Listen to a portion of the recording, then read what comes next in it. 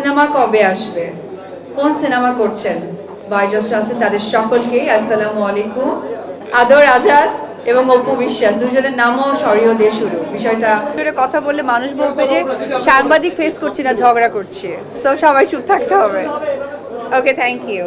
সাংবাদিক ভাই বোনেরা যারা আছেন, আপনাদের মূল্যবান সময় দিয়ে আমাদের এই সুন্দর একটি অনুষ্ঠান, বাংলা চলচ্চিত্রের সব থেকে উচ্চতম অনুষ্ঠান, যেখানে আমি অপু বিশ্বাস সহকারে এখানে আদর আজাদ এবং রুজু সেন এবং বন্ধন বিশ্বাস আমরা নিজেদেরকে এই প্রোগ্রামে উপস্থিত হতে গর্ববোধ করি, কারণ আমরা যেহেতু চলচ্চিত্রের অভিনেতা অভিনেত্রী, আমরা চলচ্চিত্রের কর্মী।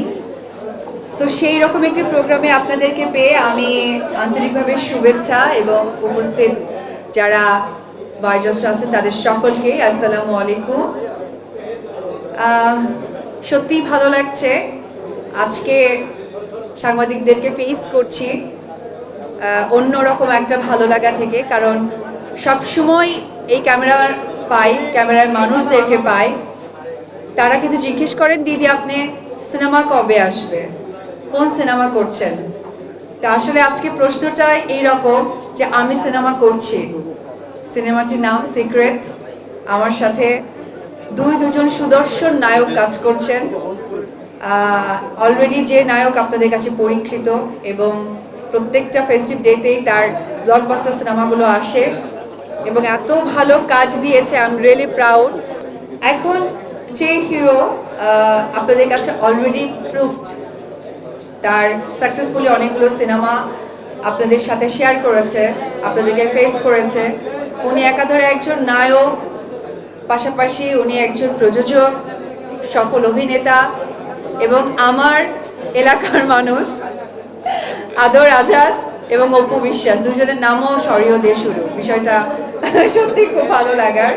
সো সেটা আমার জন্য অনেক পরম একটি পাওয়া, কারণ আমি আবার দীর্ঘ 2 বছর পর একটি সিনেমা করতে যাচ্ছি।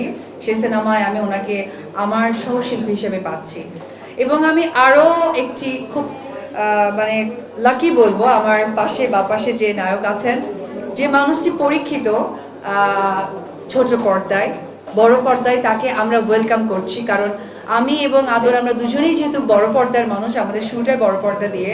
সো ছোট পর্দার একজন হিরোর সাথেও আমরা সে স্ক্রিনটা শেয়ার করব। আমি চাইবো আপনারা যারা এখানে প্রিন্ট মিডিয়া এবং সোশ্যাল মিডিয়ার ভাইরা যারা আছেন, আমাদের চলচ্চিত্রকে এগিয়ে নিয়ে যাওয়ার দায়িত্ব যেমন আমাদের, আমি মনে করি আপনাদেরও।